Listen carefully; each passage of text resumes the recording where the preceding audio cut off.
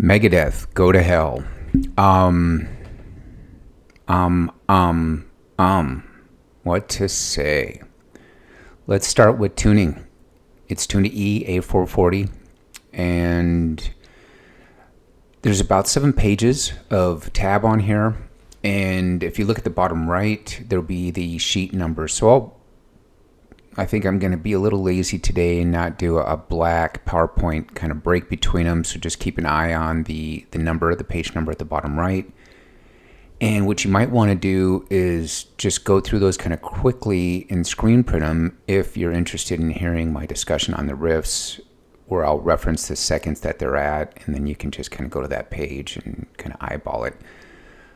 The first riffs on the first page, starting at 14 seconds. What I'd like to say about the slides is, you're traversing a lot of fretboard, and you'll have to practice it a lot of times to nail it in the right spot. At least I did. Then the next riff, 0.27, so 27 seconds. I don't know what to say about that one, other than you're going to be hitting some open strings, and it's something I had to work on. Although I am seeing at the bottom of this page at 43 seconds to 56 seconds, it's the core riff. It's the riff where back in high school when this song came out for me, I was like, I got to learn this riff. So I learned this part. The rest of the song was probably too hard, and I probably didn't learn the rest of the song, but I did learn this one riff. And this go around, I challenge all the other tabs I was seeing. So you'll notice I've got a slide from the 2 to the 3, and then in the 2 to the 1, play the second time. And everyone has that as just being picked. And, from what I can hear, it sounds like it's a slide. So let me take a look at page 2, close this one out.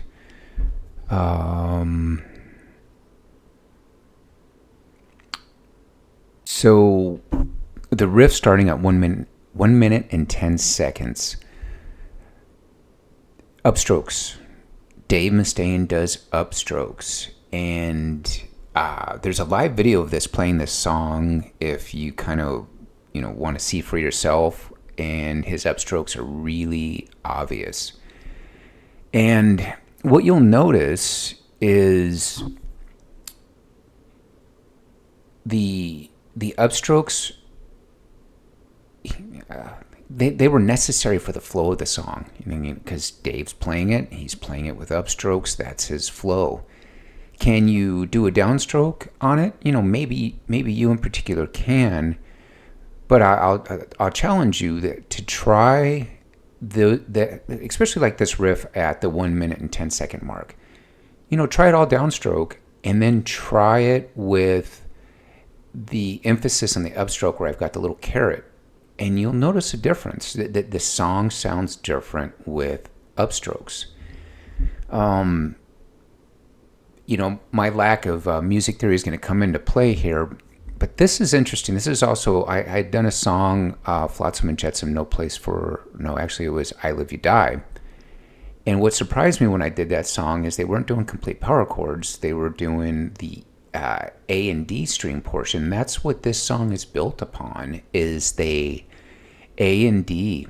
And I suspect that it's a tool that the rest of us can consider if we're going to be creative enough to try to write our own songs, that if we're tuned to A440 and we want something kind of dark, leave off the E string part of the power chord. And, it's something I would have never done. And, honestly, I still may, if I'm sitting around noodling on the guitar, I'll probably not think about it. But I Live You Die and this song Go to Hell, it's very effective, and it's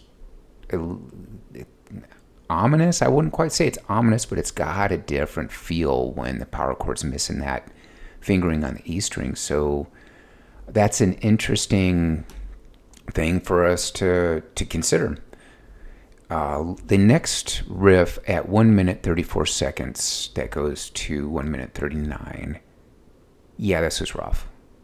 And it was rough. And, did I mention it was kind of rough? So a number of these riffs, it wasn't like learning a song. It was like practicing scales or fretboard patterns. That's a better way of discussing it. This song felt like I was practicing fretboard patterns.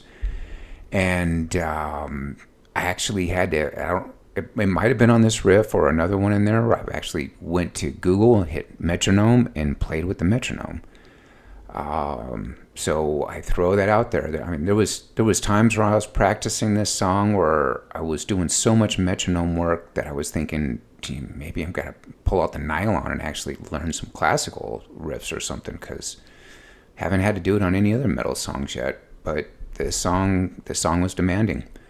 So let me take a look at page 3, see what there is to say on that one.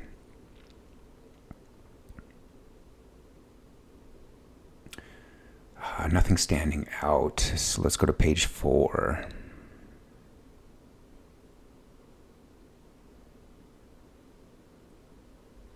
Page 4.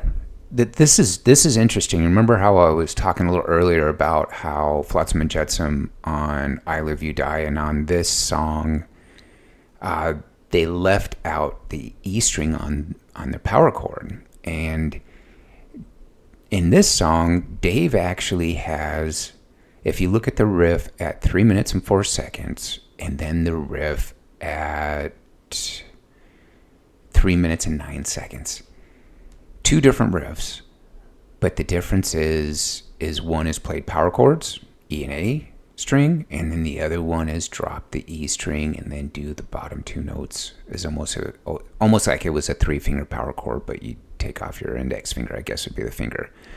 So that was interesting, and if you're tenacious enough to dig into this song, you'll know what I'm talking about. On this same page, which is page 4, at the 2 minute 45 second mark,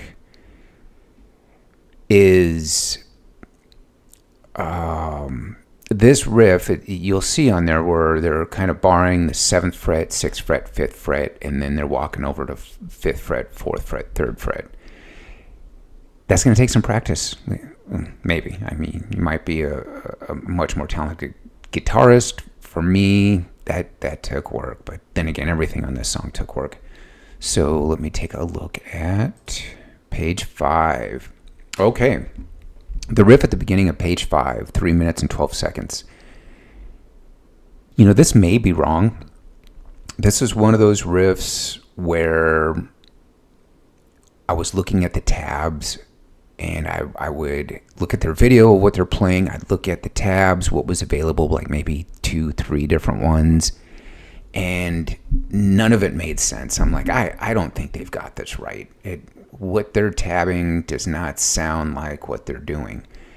And so I did my best at transcribing it. And, one of the proof is in the pudding kind of statements I guess I can make is, you can watch the playthrough.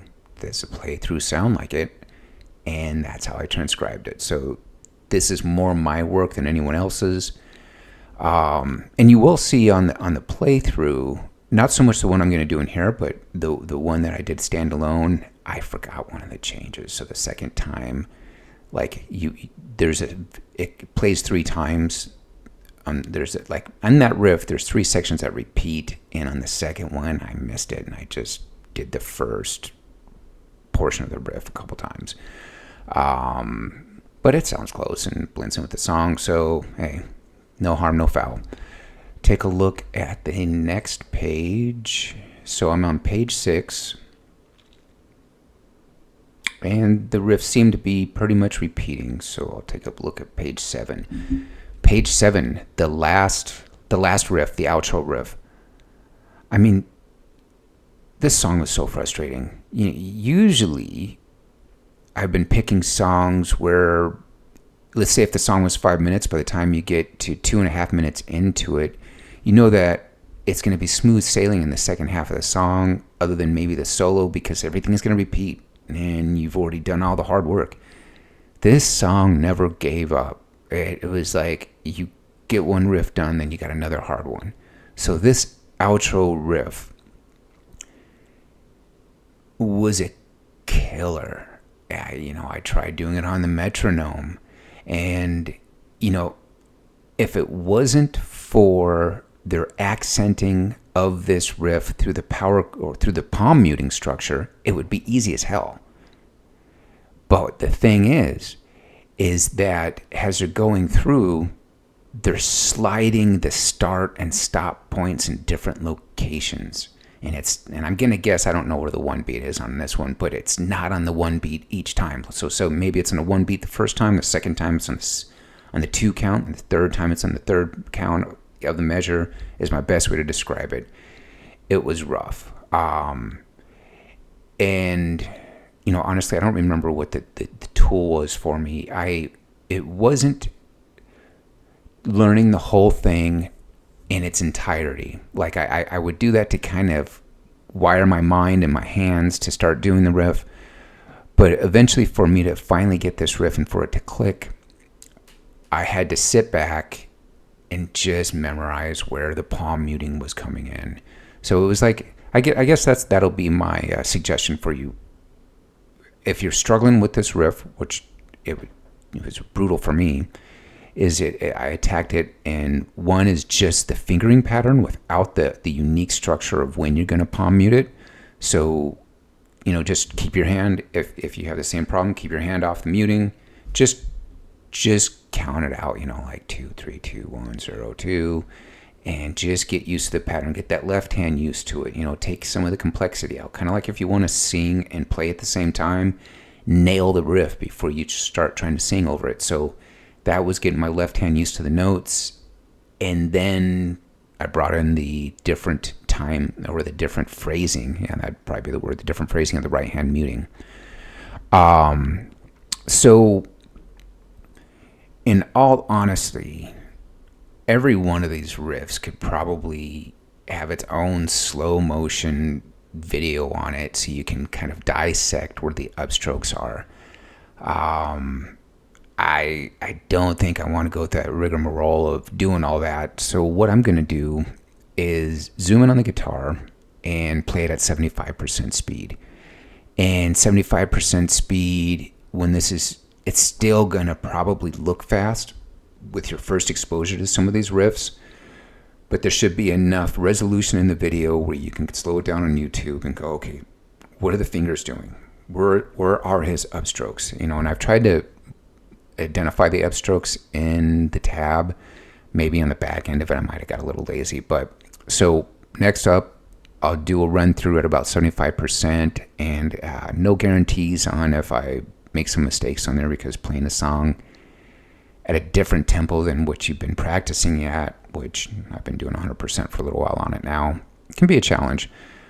So hopefully you enjoy it, and maybe we just added to a good enough tab version of a Megadeth song, because Megadeth the tabs are chronically off, and the songs are so hard to play anyways that when the tabs are off, it's just a nightmare. So at least you know what to play through, what it's going to sound like if you follow what I've got on here, and enjoy it. Thanks.